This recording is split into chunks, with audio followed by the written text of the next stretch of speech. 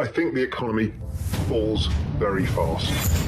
My forward-looking indicators, which are like financial conditions that I've built based on the rate of change of the dollar, the rate of change of interest rates, the rate of change of commodity prices, from whether it's PPI, there's so many things, and they are pointing to the fastest deceleration of data that I think I've ever seen in the shortest period of time. Crypto, which I've been allocating to because I really think we're at the turn, and I think ethereum merge is a bigger deal than people expect. I think a lot of people have just been washed out again. So my big picture thesis is,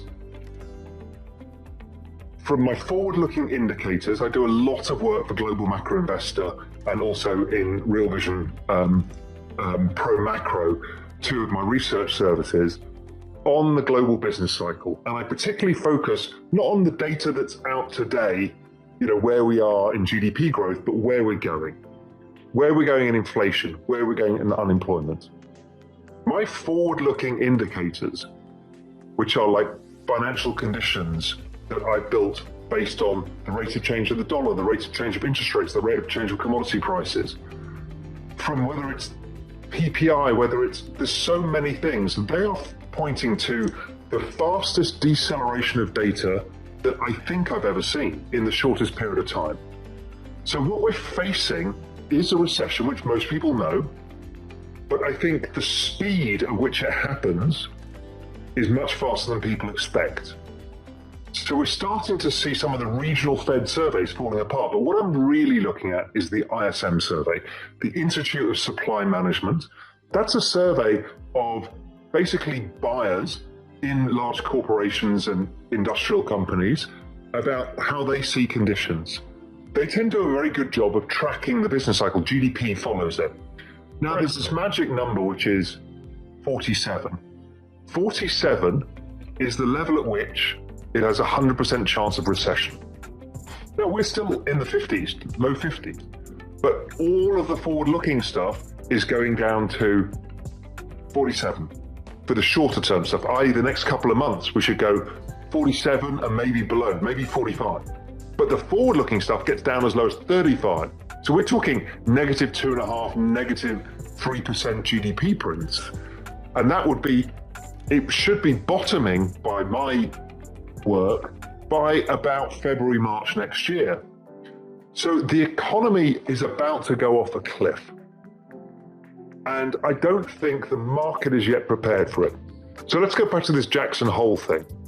What did they tell you? They didn't tell us anything new. They said, we really want to get to 4% and hold it there depending on the data. Well, the bond market, if I look at Eurodollars or Fed funds, they're already at 4%. So the market's priced that. So there's nothing new. So I think, okay, there's nothing new there. So if the economy starts getting weaker, because the Fed said they will be more data dependent, then we'll see the bond market starting to price in lower rates in the future. So I'm looking at that. And then the Fed said, well, they will change their mind if inflation comes down a lot and unemployment goes up. So the forward-looking inflation data is already falling fast. My work suggests it could go negative in 18 months, which is something I've been talking about a while when I've been looking at, for example, the example of 1947, when people all came out of World War II, went back into the labor force, much like the pandemic. We had no supply because nobody was making everything because everybody was at war. We had prices went up 20%, 18 months later, negative 3%. Then it had a rebound effect and then balanced out. I think we've got something similar playing out now, which is contrary to the narrative that we've got sticky inflation. Everyone looks at the 1970s, that's what we're doing again. Unless the Fed crush it, they're afterburns and we're going to ruin it. Well, in the 1970s, we had this massive demographic boom that kicked in just at the wrong point, which was the baby boomers entering the workforce. We have the opposite. We have, in 2023, the record peak number of people hitting 65 in the US labor force. And that means peak retirees. So we've got peak retirees happening, and we've got demand destruction driven by this economic cycle. So the forward-looking inflation data to me looks like, if I look at commodities, I look at a bunch of things like new orders versus inventories in ISM, that they go negative. Okay, that's the extreme. That's actually my base case. Maybe I'm wrong, but inflation's coming down significantly and very fast. So the next part is the employment question. And again, when I look at forward-looking employment stuff, just the housing surveys alone, housing is the 5th largest employer in America. It looks like that they will start laying off workers pretty fast because they've got massive inventories.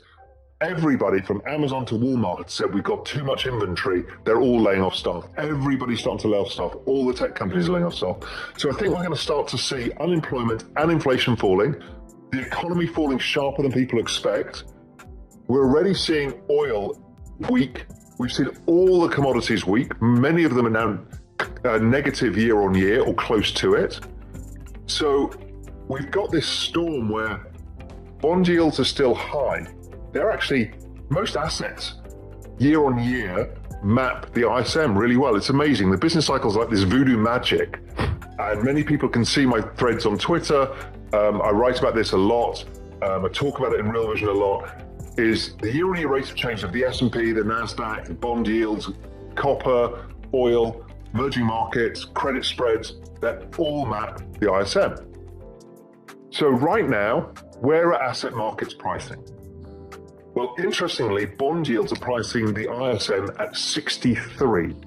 So they're way above where the market. What does that mean, Raoul, for people who don't follow fixed income? It means that the bond market is pricing inflation plus growth way far higher than the ISM survey itself.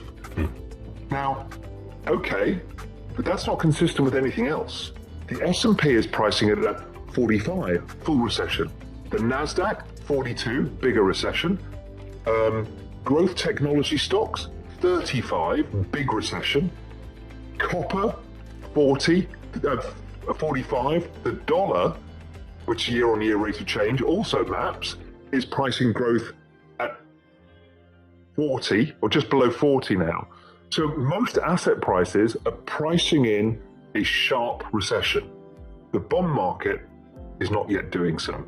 The only other one that's lagging is oil, which is in line with current ISM and not future ISM. Everything else is pricing future ISM, i.e. recession.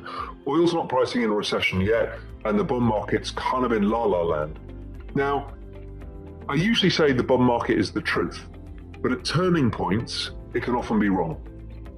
And it tends to lag because this inflation narrative digs its heels in. And we've seen that in 2000, we saw it in 1990, we saw it in 2008, we saw it in 2018. The bond market deviates from ISM. ISM starts falling, and then this Wile E. Coyote moment, and yields start collapsing.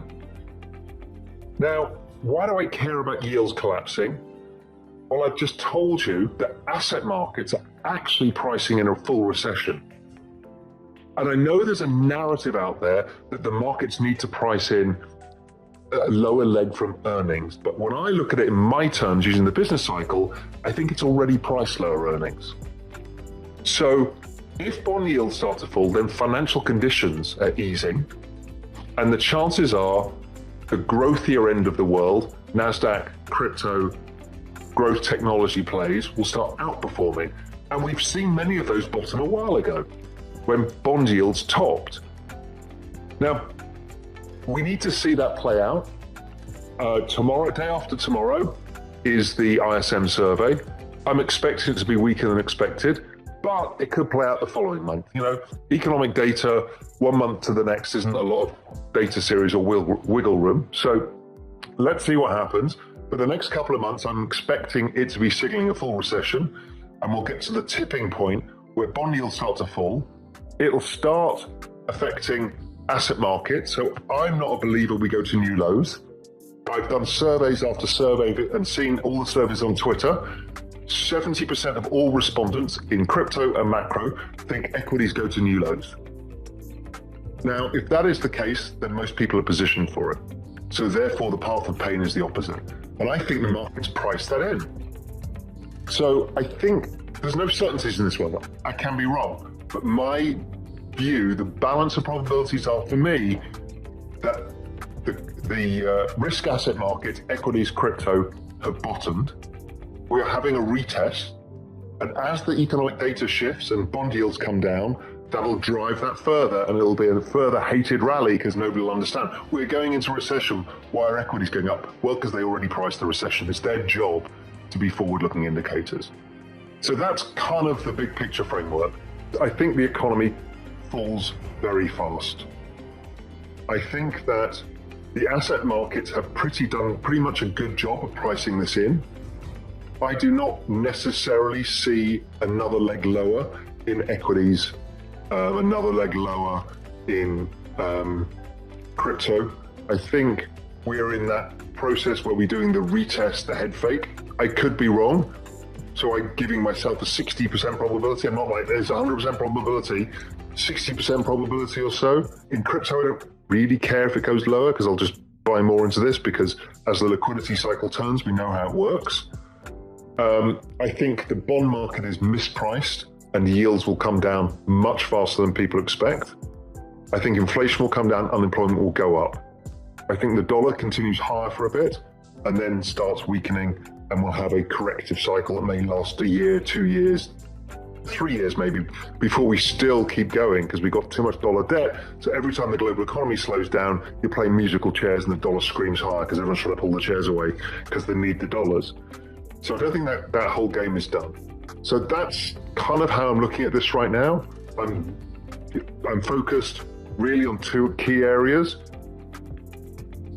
Crypto, which I've been allocating to because I really think we're at the turn. And I think Ethereum merge is a bigger deal than people expect. I think a lot of people have just been washed out again. Now, Tom DeMark tells me, he thinks that Bitcoin makes a new low at 17,000. Maybe that's right too. So, and I don't think ETH will confirm. I don't know. And I'm saying, to me, it doesn't really matter, but just people prepared. I'm not saying with all the certainty. It's what I think the balanced probabilities is. I think the same with equities as well. But for that really to be the case, I need to see bond yields come lower and the economic data come lower. So it's kind of really in the point where we should start to see things change and narratives change fast. That's what I'm really focused on. This next 2 months of economic data, if it's not a lot worse than expected, then every single, I'm producing that GMI, you saw it's like 60 charts, all showing the same thing. I've never seen anything like this before. For them all to be wrong would be simply staggering. So we'll see.